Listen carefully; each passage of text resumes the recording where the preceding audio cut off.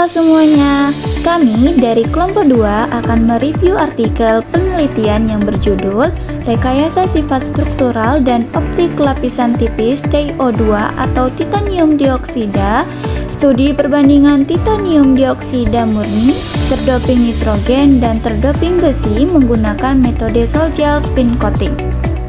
Kami dari kelompok 2 yang beranggotakan Cindy Aulia sebagai ketua, Nurul Syafika, Haikal Fernando Silaban, Anissa Rahma Putri, Anissa Rispa Rahayu, Atika Nurfadila, Indriani, Ridwan Said, Nabila Ashara, dan Yulia Anggraini. Langsung saja kita masuki pembahasan materinya. Adapun latar belakang pada artikel penelitian ini adalah perkembangan teknologi optoelektronik membutuhkan material semikonduktor yang stabil, ekonomis, dan memiliki respon optik yang baik. Salah satu material yang banyak dikembangkan adalah titanium dioksida atau TiO2 karena stabil secara kimia dan memiliki transparansi yang tinggi. Namun, TiO2 memiliki band gap yang besar sehingga hanya aktif pada cahaya ultraviolet. Sementara sebagian besar cahaya matahari berada pada spektrum cahaya tampak. Untuk mengatasi keterbatasan ini dilakukan rekayasa sifat melalui proses doping menggunakan nitrogen dan besi guna memodifikasi struktur pita energinya. Pada penelitian artikel ini, lapisan tipis TiO2 disintesis menggunakan metode sol gel spin coating untuk melihat pengaruh doping terhadap sifat struktural dan optiknya. Selanjutnya, tujuan dari penelitian artikel ini mensintesis lapisan tipis TiO2 dalam 3 variasi, yaitu murni, terdoping nitrogen, dan terdoping besi menggunakan metode sol gel dan spin coating. Selanjutnya, menganalisis bagaimana doping mempengaruhi sifat struktural, morfologi permukaan, serta sifat optiknya. Yang terakhir, mengevaluasi potensi material tersebut sebagai transparent conducting oxide untuk aplikasi optoelektronik. Nah, adapun gap riset pada penelitian artikel ini adalah variasi konsentrasi doping nitrogen dan besi masih terbatas, sehingga kondisi optimum belum diketahui secara jelas. Selain itu, sebagian besar penelitian ini lebih menekankan pada karakteristik struktural dan optik, sementara analisis sifat listrik serta performa optoelektronik belum dibahas secara komprehensif. Perbandingan antara doping nitrogen dan besi juga masih relatif minim, sehingga diperlukan studi komparatif yang lebih sistematik. Selanjutnya yaitu metode. Ada 3 metode yang digunakan dalam penelitian ini. Yang pertama adalah metode sintesis film tipis TiO2. Penelitian ini menggunakan metode sol gel spin coating untuk menumbuhkan film tipis TiO2 murni, N-doped dan Fe-doped pada substrat kaca. Kemudian, larutan prekursor disiapkan dari titanium tetraisopropoksida, pelarut isopropanol, serta endopan nitrogen atau urea, dan besi atau iron nitrate. Kemudian, proses spin coating dilakukan kurang lebih 60 detik pada 2000 rpm, diikuti pengeringan dengan suhu 80 derajat Celcius dan anestesing 500 derajat Celcius selama kurang lebih 2,5 jam untuk memperoleh kristalisasi yang baik. Selanjutnya yaitu karakterisasi struktur dan morfologi. Adapun karakterisasi ini berfungsi untuk mengetahui struktur dan bentuk permukaan film menggunakan XRD atau X-ray diffraction yang digunakan untuk mengetahui fase kristal, ukuran kristal, dan struktur atau anotasi dominan. Kemudian ada AES, yaitu memastikan struktur TI, O, N, dan E benar-benar ada dalam film. Kemudian selanjutnya ada FSM, yaitu melihat bentuk permukaan dan ukuran butir film. Yang terakhir yaitu karakterisasi optik. Karakterisasi optik ini menggunakan UV vis dengan ukuran 200-900 nanometer untuk mengukur absorbansi, transmitansi, dan celah pita atau band gap. Hasilnya, dianalisis untuk melihat pengaruh doping N dan Fe terhadap sifat optik TiO2, termasuk perubahan band gap dan pergeseran serapan cahaya. Intinya, penelitian ini digunakan untuk membuat film tipis TiO2 dengan dan tanpa doping. Kemudian, menganalisis struktur kristalnya, mengamati morfologinya, dan mengukur sifat optiknya untuk melihat pengaruh doping. Selanjutnya bagian hasil. Yang pertama, analisis struktur. Pada gambar 1 dapat kita lihat pola diffraksi XRD, di mana pada ketiga kurva baik TiO2, kurva TiO2 didoping nitrogen, serta kurva TiO2 didoping besi, pada gambar dapat dilihat bahwa semua sampel memiliki puncak yang dominan pada bidang 101. Pada fase ini terbentuk anatase, di mana fase anatase ini adalah fase di mana struktur kristal dari TiO2 susunan atomnya lebih renggang, sehingga aktivitas fotokatalik lebih tinggi, perpindahan elektron lebih baik, serta rekombinasi elektron ke gambar lebih rendah. Pada gambar ditunjukkan variasi ukuran kristalit, densitas diskolasi, microstrain, dan PWHM untuk masing-masing sampel tadi. Terlihat bahwa doping nitrogen dan besi menyebabkan penambahan ukuran kristalit serta peningkatan microstrain dan densitas diskolasi dibandingkan dengan TiO murni. Hal ini menunjukkan bahwa atom dopan masuk ke isi kristal dan menyebabkan distorsi struktur. Artinya, atom-atom dalam kristal tidak lagi tersusun secara simetris dan teratur seperti pada struktur sempurna. Namun demikian, perubahan ini tidak mengubah fase anatase yang terbentuk, di mana struktur anatasenya tetap stabil. Ini artinya doping nitrogen dan besi berhasil memodifikasi mikro tanpa merusak fase kristal utama. Nah, berikutnya saya akan menjelaskan analisis morfologi. Pada bagian ini terdapat dua jenis data morfologi. Yang pertama ada citra FSM, yang kedua ada spektrum EDS. Sampel yang dianalisis yaitu ada 3, TiO2, NiTiO2, dan FTiO2. Nah, pada analisis FSM atau struktur permukaan, pada gambar A yaitu sampelnya TiO2 menunjukkan permukaan terlihat relatif halus dan homogen, butiran kecil dan tersebar merata, tidak banyak aglomerasi.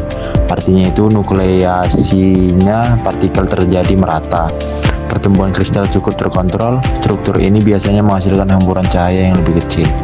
Pada gambar B, NiTiO2 terlihat butiran lebih besar. Ada aglomerasi atau partikel pengumpul, permukaan menjadi lebih kasar. Artinya itu penambahan Ni mempengaruhi mekanisme pertumbuhan kristal. Ion Ni masuk ke dalam kisi TiO2 dan menyebabkan perubahan energi permukaan. Terjadi peningkatan ukuran grain. Nah, yang ketiga atau gambar C itu sampelnya FTiO2. Permukaan terlihat lebih padat, distribusi partikel lebih seragam dibanding NiTiO2. Porositasnya tampak lebih kecil. Doping F itu membantu memperkecil struktur permukaan, atau atom F cenderung menstabilkan pertumbuhan kristal. Film menjadi lebih kompak atau dense. Secara umum, F itu dia membantu mengurangi cacat permukaan dan membuat struktur lebih homogen. Nah, berikutnya ada analisis EDS atau komposisi unsur. EDS ini digunakan untuk melihat unsur apa saja yang terkandung dalam sampel. Contohnya pada gambar A, TiO2, puncak utamanya muncul pada Ti, titanium, O, oksigen. Artinya itu sampel murni TiO2 tidak ada impuritas signifikan. Pada gambar B, TiO2. Nah, puncaknya itu Ti, O, Ni. Artinya Ni berhasil masuk ke dalam struktur, doping berhasil dilakukan, tidak ada unsur asing yang dominan. Nah, pada gambar C yaitu ada FTiO2. Puncaknya Ti, O, dan F. Artinya fluorinnya terdeteksi, doping F-nya berhasil, dan struktur tetap didominasi TiO2. saya akan menjelaskan tentang sifat optik. Dapat dilihat pada grafik, yaitu garis berwarna hitam adalah TiO2 murni, garis berwarna merah adalah TiO2 doping nitrogen, dan garis berwarna biru adalah TiO2 doping besi. Pada gambar 5A, yaitu sumbu X adalah panjang gelombangnya dan sumbu Y adalah absorbansi. Di daerah UV sekitar 200-350 nanometer, semua sampel baik TiO2 murni, TiO2 doping nitrogen, dan TiO2 doping besi menunjukkan absorbansi yang tinggi. Artinya semua film sangat baik menyerap cahaya ultraviolet. Saat panjang gelombang masuk ke cahaya tampak, yaitu 400 nanometer, pada TiO2 murni absorbansinya turun drastis. Sedangkan TiO2 doping nitrogen masih memiliki absorbansi yang cukup tinggi, dan TiO2 doping dengan besi juga meningkat dibanding TiO2 murni namun tidak sebesar nitrogen. Artinya TiO2 murni hanya aktif di daerah UV, namun setelah didoping nitrogen dan besi, material mulai mampu menyerap cahaya tampak. Pada gambar 5B, sumbu X-nya adalah panjang gelombang dan sumbu Y adalah transmitansi. Di daerah sinar UV, transmitansinya rendah, artinya cahaya lebih banyak diserap dibandingkan diteruskan. Ketika panjang gelombang bertambah, transmitansi meningkat karena material tidak lagi banyak menyerap cahaya. TiO2 murni memiliki nilai transmitansi yang paling tinggi di daerah cahaya tampak. Namun setelah didoping, transmitansinya sedikit menurun karena sebagian cahaya mulai diserap. Pada grafik 5C, X-nya adalah panjang gelombang dan Y-nya adalah reflektansi. Pada daerah ultraviolet, yaitu sekitar 200-350 nanometer, nilai reflektansinya terlihat lebih besar dibandingkan pada daerah cahaya tampak. Hal ini menunjukkan bahwa pada panjang gelombang pendek, sebagian cahaya dipantulkan lebih banyak oleh permukaan film.